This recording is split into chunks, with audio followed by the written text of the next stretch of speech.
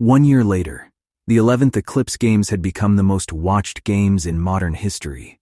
Entire factions had risen. Entire factions had fallen. Lord Rain remained the undisputed kill leader. His score had long since become something people discussed with equal parts fascination and horror. Meanwhile, life had continued. Reach continued growing. Trade routes flourished. The Empire remained stable. And perhaps most importantly, the dead world had begun healing. For the first time in decades, green existed. Actual green, not artificial gardens, not hydroponic facilities. Real green, grass, trees, crops, life. The transformation had been so dramatic that some villages had begun calling it the Second Dawn. Reach engineers had rebuilt water systems. Reach farmers had taught cultivation techniques. Reach medics had reduced mortality rates. Reach builders had reconstructed roads and community centers. It wasn't perfect, not even close, but it was alive, and that was enough. The shuttle descended through bright morning clouds. Aurora sat pressed against the viewing window, excited, bouncing in her seat. "Daddy, look." Kenny smiled. "I see." "No," she pointed dramatically. "Look." Kenny laughed. Celine laughed. Aurora was only 3 years old now, which apparently meant every observation was an emergency. Below them stretched the village, the same village Kenny and Pines had first visited, the same village with the broken water pump, the same village where a little mute girl had handed Pines a metal flower. Now it looked completely different. Fresh crops surrounded the settlement. Clean water systems gleamed beside homes. New structures stood proudly among the older buildings. Children played openly in the streets. People smiled. Actually smiled. The shuttle landed. The moment the ramp lowered, applause erupted. Kenny immediately groaned. The villagers laughed. The years had made them comfortable around him. The fear was gone. Mostly. The village leader approached. The same man whose daughter had once handed Pines that flower. Only now he looked healthier, stronger, hopeful. "Kenny Reach." The man smiled warmly. "Welcome back."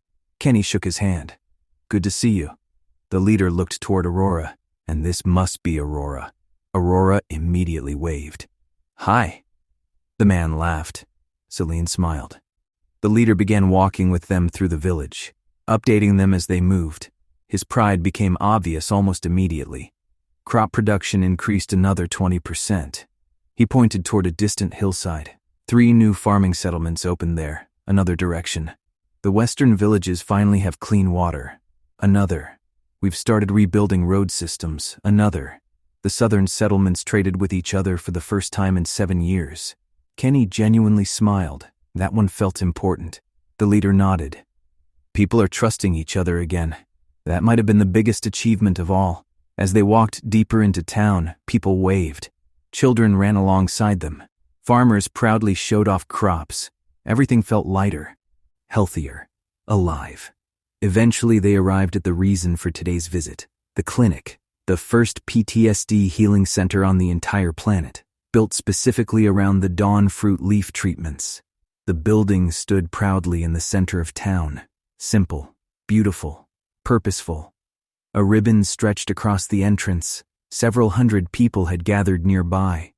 Some were veterans, some were families, some were survivors, all waiting. Kenny stared at the building.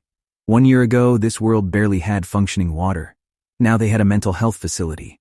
Life moved quickly when hope arrived. Before the ceremony could begin, something small collided with Aurora. The little girl, the same one, the former mute, a little older now, a little healthier. And judging by the way she grabbed Aurora's hand, absolutely delighted to see her. Aurora squealed. The little girl laughed. Actually laughed. The sound caught Kenny off guard. A year ago she'd barely spoken. Now she was chattering away.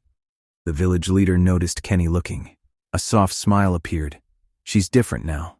Kenny nodded. He could see that. The little girls immediately ran off together, disappearing between buildings. Celine watched them go. "Aren't you worried?" The leader laughed. "About those two?" Another laugh. "The entire village protects them." "Fair enough." The ceremony began shortly afterward. Kenny gave a short speech. The leader gave a much longer one. Several villagers cried. Several veterans cried. Then the ribbon was cut. The first official Dawn Fruit PTSD clinic on the old Rain world opened its doors. The crowd erupted into applause. And then, Another ship arrived, a much larger one. Everyone immediately recognized it. Imperial markings. The Emperor.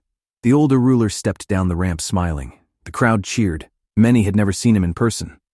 The Emperor shook Kenny's hand, then looked around. For several moments he simply admired the village.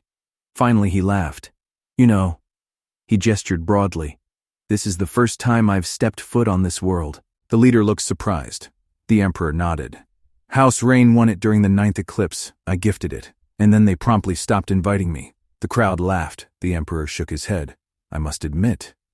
Another look around. It looks significantly better now. That earned another laugh.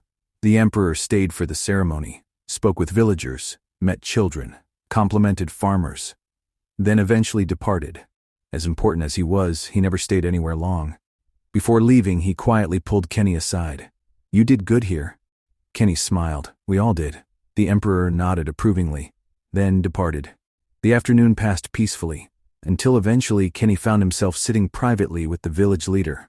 The conversation drifted toward Lord Rain, toward the old years, toward questions. Questions Kenny still wanted answered. The leader became noticeably uncomfortable, yet this time he didn't avoid them. The trust existed now. Finally, what exactly was he doing? The leader stared toward the horizon. Long silence, then experiments. Kenny remained quiet. The man continued. He started with volunteers, another pause, then prisoners, then whoever he wanted. Celine frowned. The leader rubbed his hands together. He was trying to improve people. At least that's what he said. Make them stronger. Make them survive. Kenny's stomach tightened. The leader continued. It went wrong. Another pause. Horribly wrong. The man's eyes darkened. There are hundreds of them. Silence. Hundreds? The leader nodded. Maybe thousands. They aren't really people anymore. Not fully. The image forming in Kenny's mind wasn't pleasant. The leader looked away. They raid settlements, eat livestock, sometimes people. Celine visibly recoiled. The man swallowed. They killed my son. The words hit hard. Silence followed. They came at night. My daughter watched. She watched them kill him. She watched them eat him. The world seemed to stop. Suddenly everything made sense. The muteness, the fear, the trauma, the years of silence. The leader's eyes watered. She never spoke again, pausing tearfully. Until Aurora. Kenny looked away, because there was nothing to say. Eventually he asked the obvious question. Where are they? The leader laughed, a bitter laugh. That's the problem. We don't know. We've searched. We've hunted. Nothing. He looked toward the distant mountains. I think they're underground. Kenny frowned. Why? The leader shrugged. Instinct. Another pause. And because they disappeared too completely. The answer wasn't satisfying, but it was something. A lead, for the first time. Hours later the visit finally ended. The shuttle prepared for departure. Villagers gathered to wave goodbye. Aurora stood near the ramp, waiting. Then suddenly the little girl appeared again, running, laughing. Aurora immediately ran toward her. The two collided into a giant hug, both giggling, both refusing to let go. Bye, Aurora. Aurora laughed. Bye, we'll play next time. Yep. The little girl squeezed her tighter, then stepped back, still smiling. The girl's parents stood nearby, watching. The mother suddenly started crying, not loudly, quietly. The father wrapped an arm around her. Kenny noticed immediately. The woman wasn't looking at Aurora. She was looking at her daughter, listening, watching, seeing something she'd thought was gone forever. The little girl laughed again, and the mother broke completely. Tears streamed down her face. She looked toward Aurora, then mouthed two simple words. Thank you. Celine saw it too. The queen's eyes softened. As the girls separated, she knelt beside Aurora. You know something? Aurora tilted her head. What? Celine smiled. Your spirit heals people. Aurora blinked. What? I'm proud of you. Aurora grinned. Then Pines appeared, naturally ruining the emotional moment. If she's your best friend? Pines pointed toward the metal flower badge permanently attached to his jacket. Where, quote, is your friendship flower? Aurora immediately burst into laughter. The adults exchanged confused looks. The little girl giggled too. Aurora reached beneath her shirt, then pulled something out. A necklace. Not one flower. Dozens. Tiny metal flowers. Each one more detailed than Pines.